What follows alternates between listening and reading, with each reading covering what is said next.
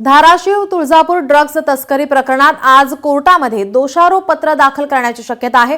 Drugs प्रकरणातील 14 आरोपी कारागृहात तर 21 आरोपी अद्यापही फरारच आहे।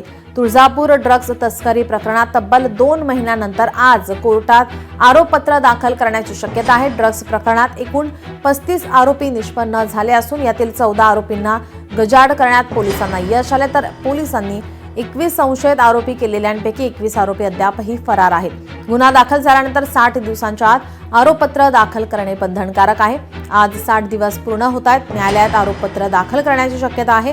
आरोपपत्र दाखल झाल्यानंतर अंतिम चित्र स्पष्ट होणार आहे। 14 फेब्रुवारी रोजी मध्यरात्री तामलवाडी टोलनाका परिसरात पोलिसांनी 45 ग्रॅम ड्रग्जसह तिघांना ताब्यात घेतल्यानंतर ड्रग्जचे मोठे रॅकेट उघडकीस आले होते आणि या प्रकरणात आता ड्रग्ज प्रकरणाचे मुंबई, पुणे, सोलापूर पर्यंत असल्याचे निष्पन्न झाले होते।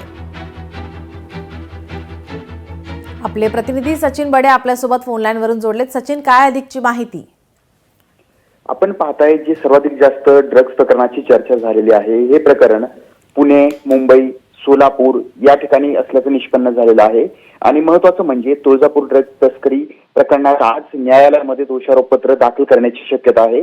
कारण या संदर्भात आज 60 दिवस होत आहेत आणि न्यायालयात आरोपपत्र दाखल करण्यात जाण्याची शक्यता जी आहे ती दाट वर्तवली जाते।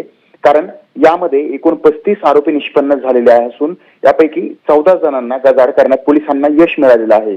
मात्र 21 संशयित आरोपी आणि त्यापैकी 21 अद्याप जे आहे ते बेपत्ता आहेत। मात्र हे प्रकरण आणि याची व्याप्ती एवढी मोठी आहे की अखेर आता दोषारोपपत्र आज दाखल केले जाण्याची शक्यता वर्तवली जाते। आणि हे ड्रग्ज प्रकरणानंतर मराठवाड्यामध्ये सुद्धा याचे धागेदोरे पसरलेले आहेत आणि त्यासोबतच ड्रग्ज प्रकरण जे आहे ते महाराष्ट्रामध्ये एक चर्चेचा विषय बनलेला आहे। तर काही शहरांमध्ये ड्रग्ज विक्री असेल, त्याला वागणं असेल किंवा ते वापरणं असेल, या काही घटना समोर आलेल्या आहेत। त्यानंतर धाराशिव मधून तुळजापूर ड्रग्ज प्रकरणामध्ये आज न्यायालयात दोषारोपपत्र दाखल करण्याची शक्यता आहे। कारण 60 दिवसाच्या आतमध्ये आरोपपत्र जे आहे ते दाखल करावं लागतं आणि त्यानंतर आता या ठिकाणी आरोपपत्र दाखल झाल्याच्या नंतर याला अधिक गतीही मिळू शकते आणि आणखी काही माहिती देखील कारवाईमध्ये आणि यानंतर तपासामध्ये समोर येऊ शकते। नीलम जी, धन्यवाद सचिन आपण दिलेल्या माहितीसाठी।